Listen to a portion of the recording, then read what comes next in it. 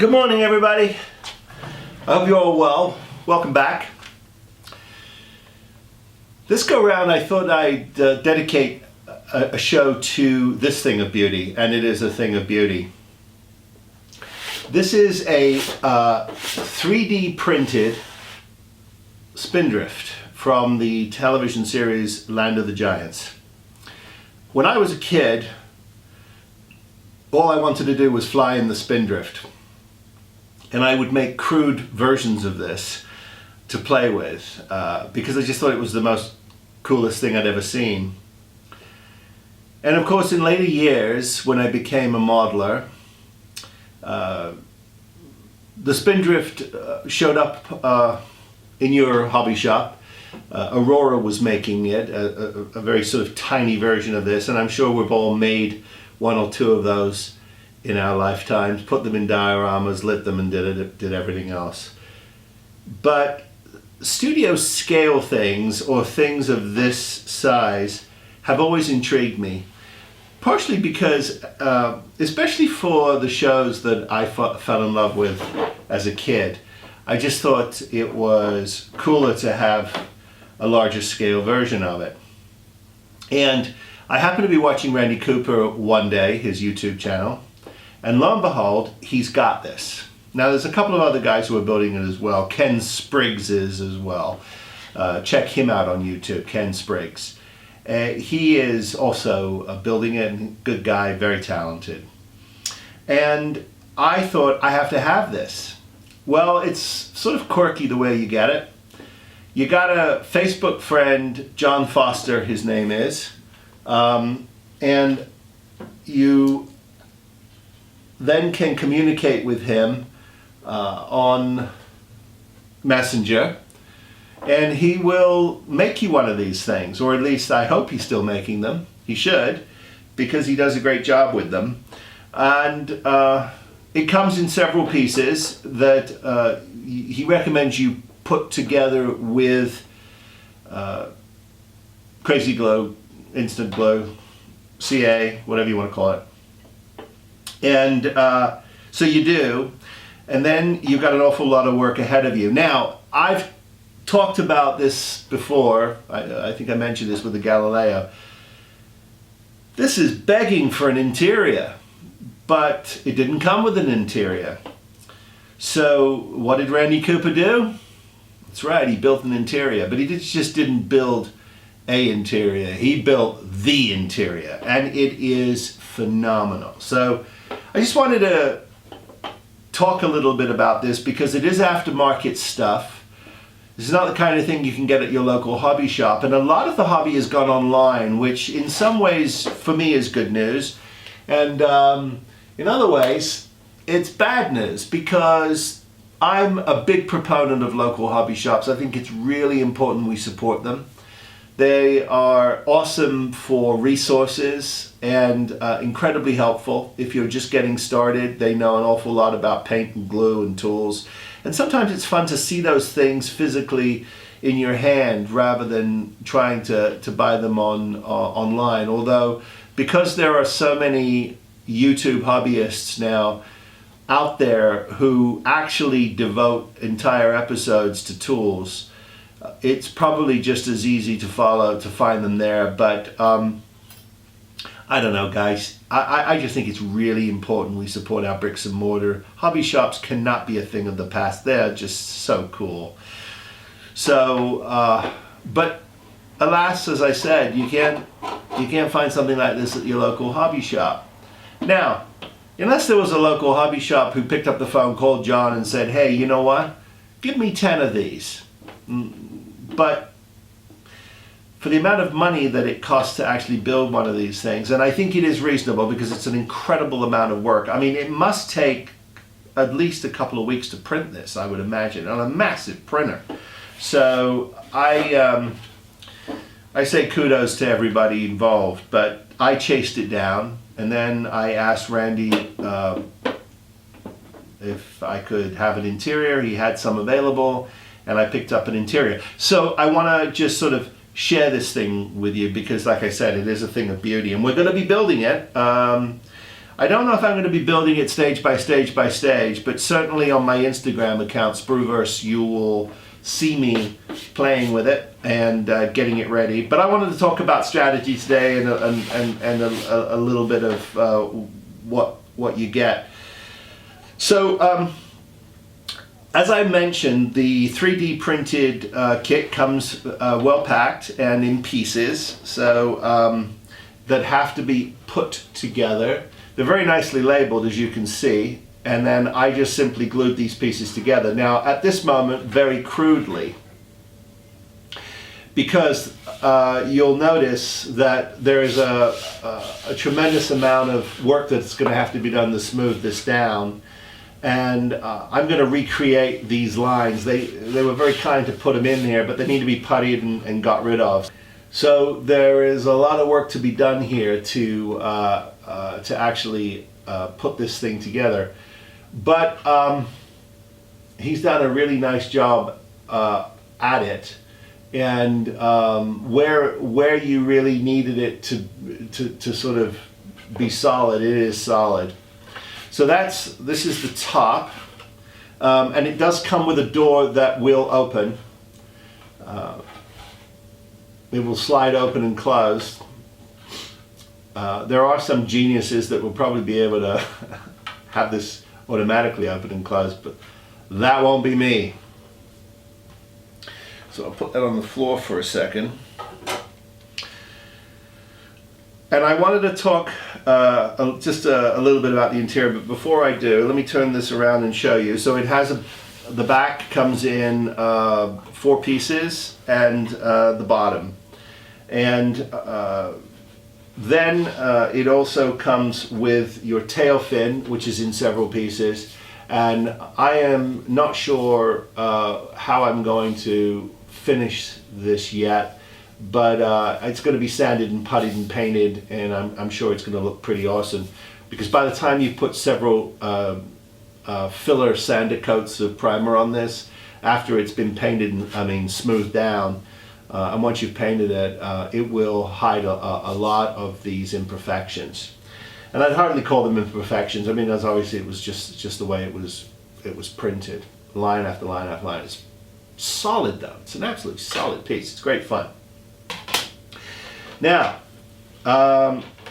the interior, what do you get? What don't you get? I suppose is probably more to the point. Well, you get the whole bloody thing, actually. And it's all in here on a test fit basis because the first thing I actually did was make the windows a little bigger. And as you can see, I've started to fill those in, and they need to be puttied and sanded. But I wanted a slightly larger window, and that sits nicely in its groove. And then Randy's interior is a base, 2 walls, a rear wall, 2 extended windows, and your corridor. That's the basic setup. Then you've got your cockpit windows, which sit in here, like this. And they sort of key in, and everything keys in really nicely. And then you've got your bench here, which is your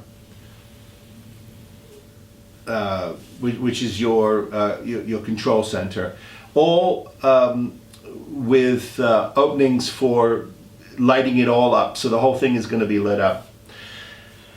And that is the sort of the essence of it. Now, what will have to happen is, and I've done I've just pulled that one down, but I've had to do a lot of sort of twisting and turning to get it to where it's gonna fit nicely, because these windows here have to be keyed in. You'll see on this side here they have to be keyed in, and this keys for them. Everything is, he's done just an incredible job of giving you the sort of the basic engineering of it. But resin can be really tricky to work with if you've never worked with it. I will defer to a lot of other people when it comes to working with resin, but I will say this. Work in a very well ventilated area. Always wear a really good protective mask. And I'm not just talking about a little mask, I'm talking about a proper mask. And they're expensive. They can be $50 or $60. I have one over here, which let me grab for you. It is, just to sort of show you, I got this online, but it's a proper mask. And you need to be wearing something like this when you are painting with lacquers in a should always be a ventilated area, but then even when you're outside working with resin. This stuff, you don't want it in your lungs. It's a bad scene. I don't want to scare anybody. I just want people to be smart and know that there's lots of safety issues with working with resin. So please do a little homework before you dive in. But it's great fun. Beautifully molded, lots of fun details, really nicely done. And also with pre-drilled holes for lighting.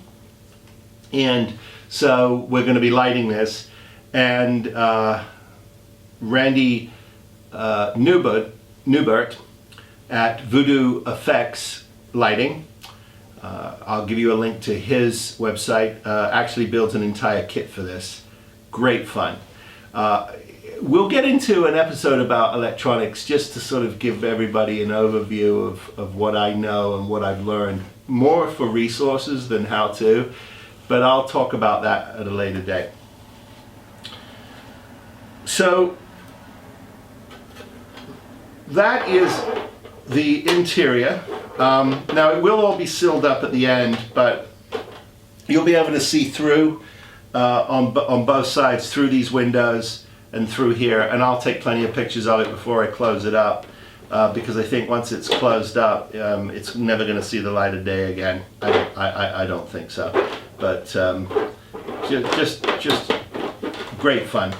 So let me get this off the bench for you.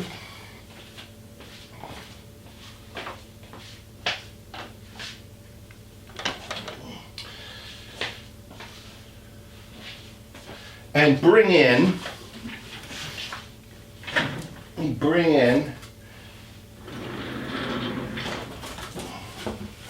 some of the other goodies.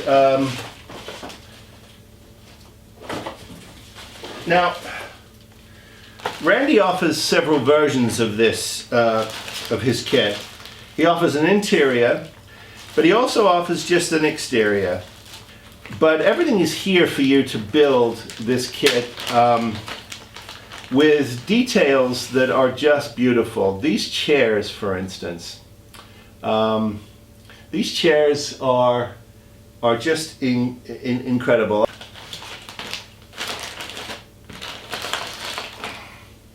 They come with the side rails, and they also come with armrests and pedestals.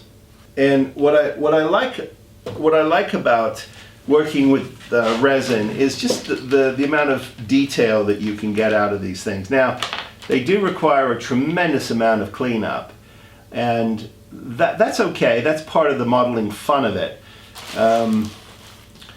You'll see you get little just little kind of imperfections that you'll go through. Your first way round will be just simply sort of cleaning it up. Your second way round will just be to get more finer details, and then your finish round will probably be a little putty work where you've got air bubbles and that sort of a thing. But it's relatively soft. It sands beautifully. Like I said, you do have to be wearing a mask, but it does sand beautifully. And it is fun to work with because of the details that you can get from it. So they give you the 6 chairs. They also give you, let me get these back in here so I don't lose those.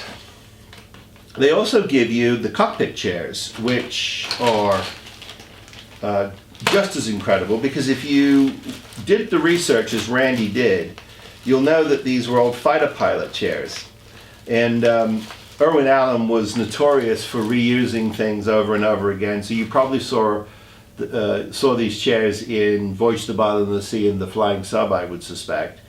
But they've got all the knobs and details on them, and they are relatively simple to put together, and they have the sort of the chair that's the insect cushions, and they're kind of something like this, but just the detail is incredible. So when you paint these up and you put all the cushions on them, they just look stunning, and they're going to be really fun to see through the window. And then you also get some control steering nozzles as well. Here's the antenna for the top, just beautifully done, just really beautifully done. And you've got your little control yokes, which can be lit. I will probably not be lighting the control yokes because I'll be putting some blinkies and some other lights flashing going on in the control surfaces, so you'll know that it's alive. But since this is not facing us, we'll never see it, so there's no real point. I also think you can find on Shapeways probably figures to put inside. Now, I didn't go that far, but a lot of guys do. He also gives you, besides the chairs, he also gives you screens, and he also gives you some other really cool stuff. So that's fun. The ceiling for the compartment where the passengers sit, again beautifully finished with holes for lighting. He also gives you the closet door from the hallway, and all the milk resin you need for diffusing that light. It's all here. And a couple of beams as well for the cockpit, which will just give it that real 60s feel to it. And then on top of that, you get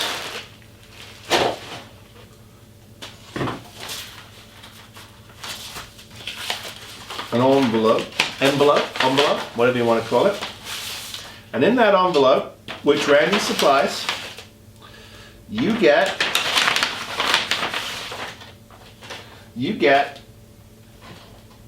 translights. These translights are just gorgeous, and so they are for the hall, cockpit, back wall, the passenger lights, and the other cockpit panels you'll need as well. Temperature gauges and a control piece that are all on a transparency so they can be backlit. Beautiful. On top of that, he's given you this really nifty decal, which is actually a sticker that you put on, but you can actually get some light from the back of it, and it will really add some, I think, some punch to this.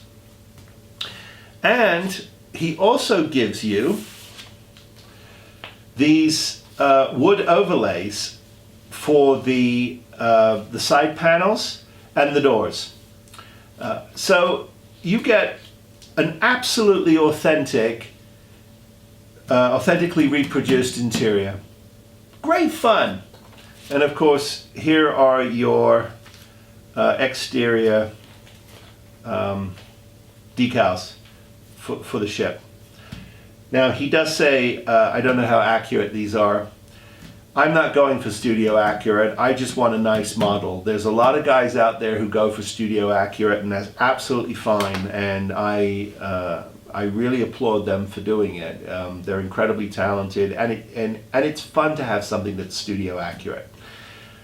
That's not where my head is. And a lot of guys who come into the hobby at first, I shouldn't be overwhelmed by that kind of thing. But if you want to go for studio accurate, knock your socks off, because I think you'll produce a great model. Oh, and there's someone in England who is producing these patches that went on the uniforms.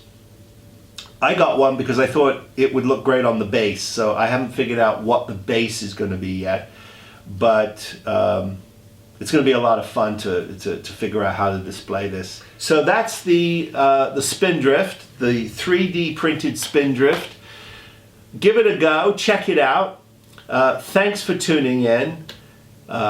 Be safe, be well, build something, and we'll see you next time. Take care, everybody.